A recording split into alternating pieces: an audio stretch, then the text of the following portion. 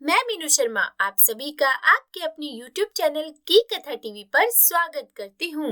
शिव को पा सकते नहीं, शिव से सके न भाग, शिव अंतर मन में बसे, मिले अगर अनुराग। तो बोलिए प्रेम से हर हर महादेव। तो आइए प्रिय भक्तों, प्रारंभ करते हैं 16 सोमवार व्रत कथा। मृत्यु लोक में भ्रमण करने की इच्छा से एक समय श्री भूतनाथ भगवान भोलेनाथ माता पार्वती के साथ मृत्यु लोक में पधारे। भ्रमण करते करते विदर्भ देशांतर्गत अमरावती नाम की अति रमणीक नगरी में पहुँचे। अमरावती नगरी अमरापुरी के ही सदृश सब प्रकार के सुखों से परिपूर्ण थी। उसमें वहाँ के महाराज का बनाया हुआ अति रमणीक भगवान शिव का मंदिर भी था। भगवान शंकर भगवती पार्वती के साथ उस मंदिर में निवास करने लगे। तो भक्तों, कुछ समय पश्चात एक बार माता पार्वती ने भगवान भोलेनाथ को प्रसन्न देखकर मनोविनोद करने की इच्छा से कहा कि हे महाराज, आज तो हम दोनों चौसर खेलेंगे। तब भगवान शिव ने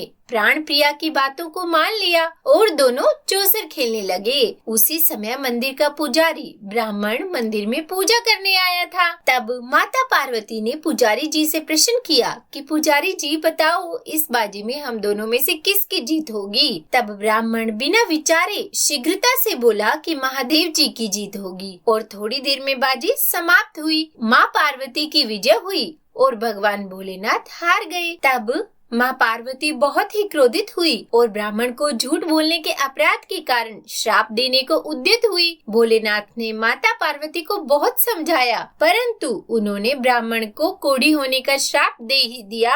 कुछ समय बाद पार्वती जी के श्रापवश पुजारी के शरीर में कोढ़ पैदा हो गया। वो अनेक प्रकार से दुखी रहने लगा। पुजारी को श्राप का कष्ट भोगते हुए जब बहुत दिन हो गए, तब एक दिन देवलोक की अप्सराएं भगवान शिव की पूजा के लिए उसी मंदिर में पधारी और पुजारी जी के कोढ़ के कष्ट को देखकर उसने बड़ी दया भाव से उनसे रोगी होने का कारण पूछा। तब पुजारी ने निसंकोच सारी बातें उन्हें बता दी। तब वे अप्सराएं बोली कि हे पुजारी, अब तुम अधिक दुखी मत हो, भगवान शिव तुम्हारे कष्टों को दूर करेंगे। तुम सब व्रतों में श्रेष्ठ 16 सोमवार का व्रत भक्ति भाव से किया करो। पुजारी ने अप्सरा से विनम्र भाव से 16 सोमवार व्रत की विधि पूछी। तब अप्सरा ने पुजारी को बताया कि सोमवार को भक्ति के साथ व्रत करें, स्वच्छ वस्त्र पहने, संध्या और उपासना के बाद आधा सेर गेहूं का आटा लें, उसके 3 अंग बनाएं और घी, गुड़, दीप, नैवेद्य, पुंगी फल, बेल पत्र, जनेऊ, जोड़ा, चंदन, अक्षत, पुष्प आदि के द्वारा प्रदोष काल में भगवान शंकर का पूर्ण विधि से पूजन करें। तत्पश्चात 3 अंगों में से एक भगवान शिव को अर्पण करें और बाकी 2 को भगवान शिव जी का प्रसाद समझकर उपस्थित जनों में बांट दे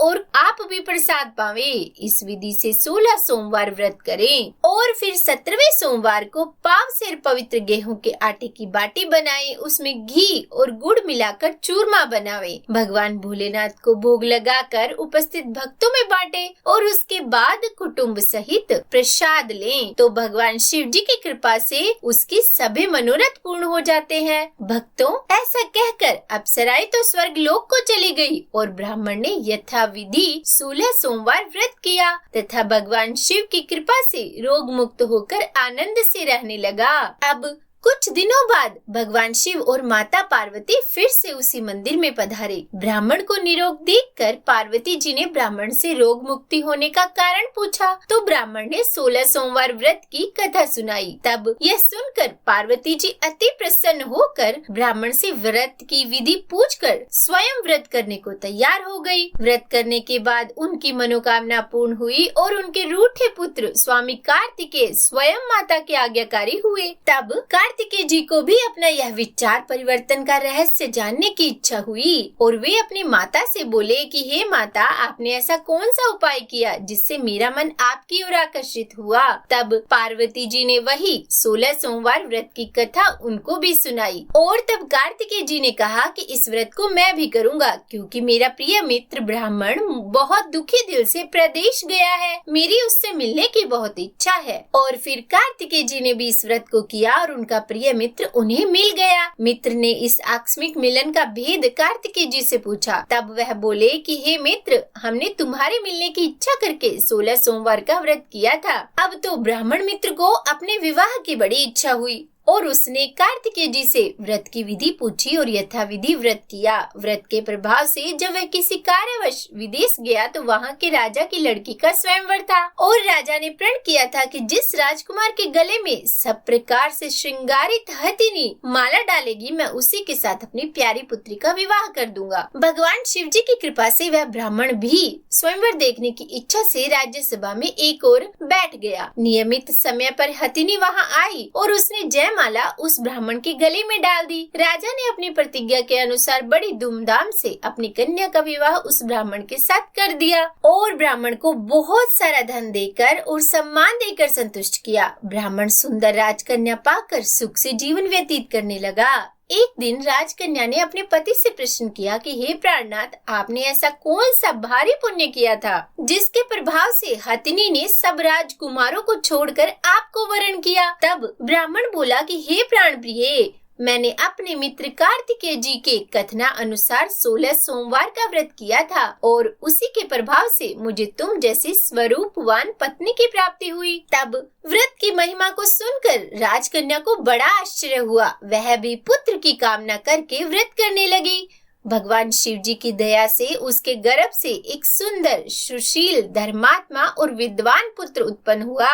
माता पिता दोनों उस देव पुत्र को पाकर अति प्रसन्न हुए और उसका लालन पालन भली प्रकार से करने लगे। जब पुत्र समझदार हुआ तो एक दिन उसने अपनी माता से ही प्रश्न किया कि हे माँ, तुमने कौन सा व्रत एवं तप किया था जो मेरे जैसा पुत्र तुम्हारे गर्भ से उत्पन्न हुआ है? तब माता ने 16 सोमवार व्रत की कथा अपने पुत्र को बताई। पुत्र ने सब तरह के मनोरथ पूर्ण करने वाले इस सरल व्रत को जब सुना तो वह भी राज्य अधिकार पाने की इच्छा से हर सोमवार को यथाविधि यह व्रत करने लगा। व्रत शुरू होने के बाद एक देश के वृद्ध राजा के दूतों ने आकर उसको अपनी राजकन्या के लिए वरण किया। राजा ने अपनी पुत्री का विवाह ऐसे सर्वगुण संपन्न युवक के साथ करके बड़ा सुख प्राप्त किया। भक्तों, वृद्ध राजा के दिवंगत हो जाने पर उसी ब्राह्मण युवक को सिंहासन पर बैठाया गया, क्योंकि दिवंगत राजा के कोई पुत्र नहीं था। राज्य का उत्तराधिकारी होकर भी वह ब्राह्मण पुत्र 16 सोमवार का व्रत करता रहा और जब 17वां सोमवार आया तो उसने अपनी प्रियतमा से पूजन सामग्री लेकर शिव पूजा के लिए शिवालय में चलने को कहा,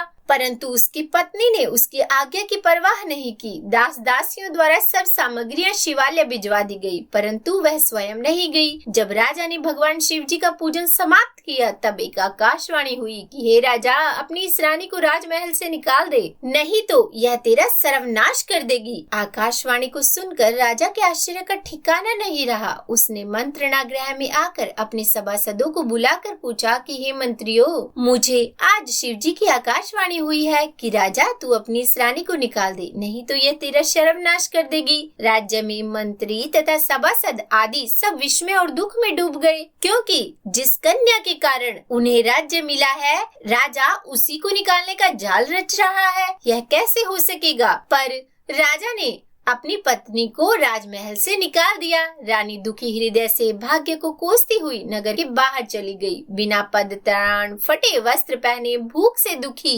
धीरे धीरे चलकर वो एक गांव में पहुंची। वहां एक बुढ़िया सूत काट कर बेचने को जाती थी। रानी की करुण दशा देखकर बोली कि चल तू मेरा सूत बिकवा दे, मैं वृद्ध हूँ, भाव नहीं जानती। यह बात सुनकर रानी ने बुढ़िया के सिर से सूत की गठरी उतार कर अपने सिर पर रख ली। थोड़ी देर बाद आंधी आई और बुढ़िया का सूत पोटली सहित उड़ गया। बेचारी बुढ़िया पछताती रह गई और रानी को अपने से दूर रहने को कहा। उसके बाद रानी एक तेली के घर गई तो शिव जी के प्रकोप के कारण तेली के सब मटके उसी क्षण चटक गए। तेली ने भी रानी को अपने घर से निकाल दिया। अत्यंत दुख पाती हुई रानी एक नदी के तट पर गई तो नदी का समस्त जल सूख गया। तत्पश्चात रानी एक वन में गई, वहाँ सरोवर में पानी पीने गई। उसके हाथ का स्पर्श होते ही सरोवर का नील कमल के समान जल असंख्य कीड़ामय होकर गंदा हो गया।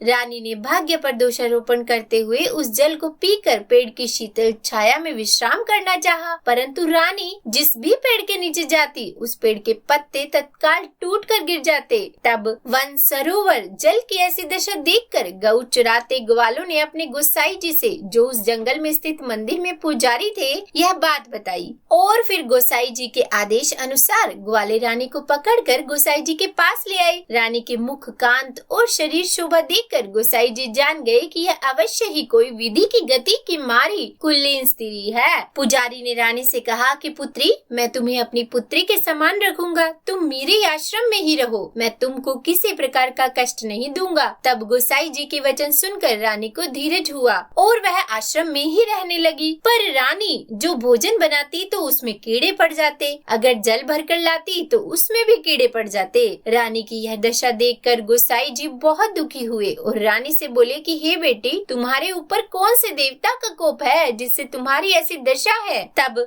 पुजारी की बात सुन रानी ने शिवजी महाराज के पूजन का बहिष्कार करने की बात बताई। तो पुजारी जी शिवजी महाराज की अनेक प्रकार से स्तुति करते हुए रानी से बोले कि पुत्री, तुम सब मनोरथ पूर्ण करने वाले 16 सोमवार व्रत को करो, उसके प्रभाव से अपने कष्ट से मुक्त हो सकोगी। तब गोसाई जी की बात मानकर रानी ने 16 सोमवार व्रत किए और 17वें सोमवार को विधि विधान सहित पूजन किया। उस पूजन के प्रभाव से राजा के हृदय में विचार उत्पन्न हुआ कि रानी को गए बहुत समय व्यतीत हो गया, न जाने कहां भटकती होगी, उसे ढूंढना चाहिए। यह सोचकर रानी को तलाश करने के लिए राजा ने चारों दिशाओं में दूत भेजे। वे दूत रानी को ढूंढते हुए पुजारी जी के आश्रम में पहुंचे। वहां रानी को पाकर पुजारी से रानी को अपने साथ ले जाने का आग्रह करने लगे, परंतु पुजारी ने मना कर दिया। तब दूत चुपचाप लौट आए और महाराज को रानी का पता बतलाया। रानी का पता पाकर राजा स्वयं पुजारी के आश्रम में गए और पुजारी से कहा कि महाराज, जो देवी आपके आश्रम में रहती है वो मेरी पत्नी है। शिव जी के कोप से मैंने उनको त्याग दिया था, पर अब इन पर से भगवान शिव का प्रकोप शांत हो गया है, इसीलिए मैं इसे ले आया हूँ। आप इसको मेरे साथ जाने की आज्ञा दीजिए। गोसाई जी ने राजा के वचन को सत्य समझकर रानी को राजा के साथ जाने की अनुमति दे दी और गोसाई जी की आज्ञा पाकर रानी प्रसन्न होकर राजा के साथ महल में आई। नगर वासियों ने नगर द्वार तथा नगर को तोरण और बंधन वारों से विविध विधि से सजाया। घर घर में मंगल गान होने लगे। महल में बहुत खुशियाँ मनाई गई। पूरे नगर को सजाया गया। राजा ने ब्राह्मणों को अन्न, वस्त्र और धन का दान दिया। नगर में निर्धनों को वस्त्र बांटे गए और इस प्रकार रानी 16 सोमवार का व्रत करते हुए महल में आनंद पूर्वक रहने लगी। भगवान शिव की अनुकंपा से उसके जीवन में सुख ही सुख भर गए। तो बोलिए हर हर महादेव। आज की यह कथा यही समाप्त हुई। हे महादेव, अगर इस कथा को कहने, सुनने या सुनाने में हमसे कोई गलती हो गई हो तो हमें क्षमा करना।